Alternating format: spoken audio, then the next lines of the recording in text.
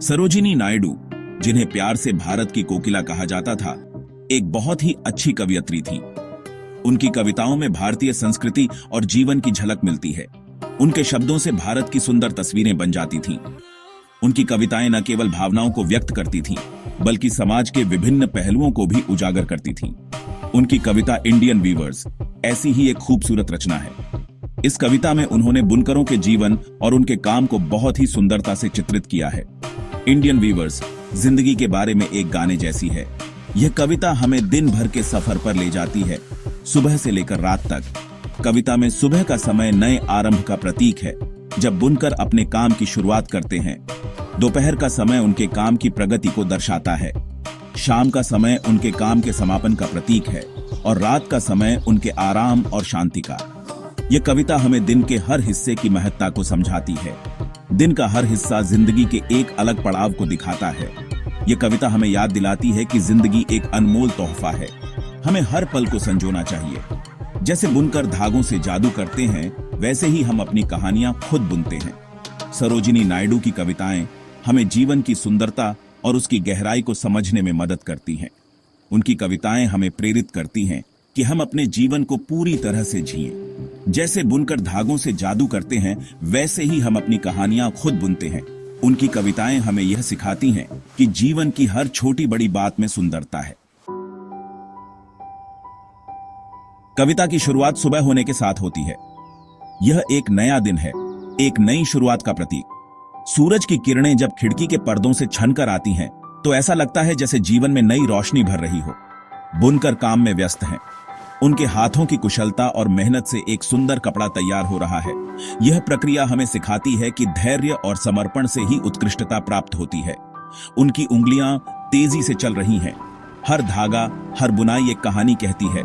यह हमें याद दिलाता है कि जीवन में हर छोटी बड़ी चीज का अपना महत्व होता है। वे नीले रंग का एक सुंदर कपड़ा बुन रहे हैं। नीला रंग शांति और स्थिरता का प्रतीक है।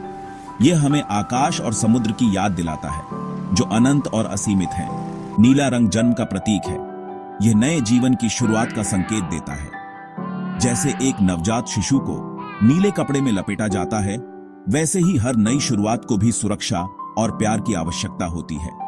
यह साफ आसमान का रंग है। यह हमें एक नई दिशा और नए अवसरों की ओर इशारा करता है। साफ आसमान में उड़ते पंछी हमें स्वतंत्रता और संभावनाओं की याद दिलाते हैं। ये उम्मीद और एक नई शुरुआत का प्रतीक है। हर सूर्योदय हमें यह संदेश देता है कि चाहे कितनी भी कठिनाइयां क्यों न हों, हर दिन एक नया अवसर लेकर आता है। जैसे नया दिन नए मौके लाता है, वैसे ही जन्म एक सफर की शुरुआत का प्रतीक है। यह सफर हमें नए अनुभवों और सीखों से भर देता है। ये मासूमियत और आश्चर्य का समय होता है। एक बच्चा जब नई चीजों को देखता है, तो उसकी आंखों में चमक और चेहरे पर मुस्कान होती है। यह हमें याद दिलाता है कि जीवन में हर दिन कुछ नया सीखने और अनुभव करने का अवसर होता है। हम खाली कैनवस जैसे होते हैं, जिन पर अनुभवों से रंग भरा जाना बाकी होता है। हर अनुभव, हर सीख हमारे जीवन के कैनवस पर एक नया रंग भरता है, जिससे हमारी कहानी और भी सुंदर बनती है। जैसे ही सूरज डूबने लगता है, दिन की थकान मिटाने के लिए गांव के लोग अपने घरों की ओर लौटते हैं। यह समय होता है जब प्रकृति अपने सबसे सुंदर रंगों में रंगी होती है। बुनकर अपने धागे बदल देते हैं, जैसे जीवन में हम अपने रास्ते बदलते हैं। हर धागा एक नई कहानी बुनता है, एक नया अनुभव जोड़ता है। वे बैंगनी और हरे रंग का कपड़ा बुनते हैं, जो जीवन के विभिन्न पहलुओं का प्रतीक है। बैंगनी रंग में गहराई और रहस्य है, जबकि हरा रंग ताजगी और नई शुरुआत का प्रतीक है। बैंगनी रंग जवानी के जुनून और सपनों का प्रतीक है। यह हमें याद दिलाता है कि हमारे सपने कितने महत्वपूर्ण हैं और उन्हें पूरा करने के लिए हमें कितनी मेहनत करनी पड़ती है। हरा रंग विकास और समृद्धि का प्रतीक है। यह हमें प्रेरित करता है कि हम हमेशा आगे बढ़ते रहें और अपने जीवन में नई ऊंचाइयां छूते रहें। कविता का यह हिस्सा जिंदगी के सबसे अच्छे समय को दर्शाता है। यह वह समय होता है जब हम अपने परिवार और दोस्तों के साथ खुशियां मनाते हैं और जीवन के हर पल का आनंद लेते हैं। ये प्यार, शादी और परिवार बनाने का समय होता है। यह वह समय होता है जब हम अपने जीवन साथी के साथ एक नई यात्रा शुरू करते हैं और अपने परिवार का विस्तार करते हैं। हम अपने सपनों के पीछे भागते हैं और दुनिया में अपनी पहचान बनाने की कोशिश करते हैं। यह वह समय होता है जब हम अपने लक्ष्यों को प्राप्त करने के लिए कड़ी मेहनत करते हैं और अपने सपनों को साकार करते हैं। आखिरकार रात हो जाती है। बुनकर सफेद धागे उठाते हैं। वे चांदनी जितना शुद्ध कपड़ा बुनते हैं। सफेद रंग शांति और सुकून का रंग है। ये मृत्यु की अंतिमता का प्रतीक है। मृत्यु अंत नहीं, बल्कि एक बदलाव है। ये उसी स्रोत में वापसी है जैसे नदी समुद्र में मिल जाती है।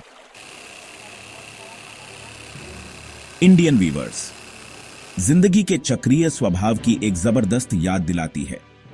हर पड़ाव की अपनी खूबसूरती और महत्व है। कविता हमें जिंदगी के हर दौर को अपनाने का तरीका सिखाती है। हमें अपनी बनाई यादों को संजोना चाहिए। जैसे बुनकर एक उत्कृष्ट कृति बनाते हैं, वैसे ही हमें भी एक उद्देश्यपूर्ण और सार्थक जीवन जीने का प्रयास करना चाहिए। पहली सांस से लेकर आखिरी सांस तक आइए इस सफर की कद्र करें।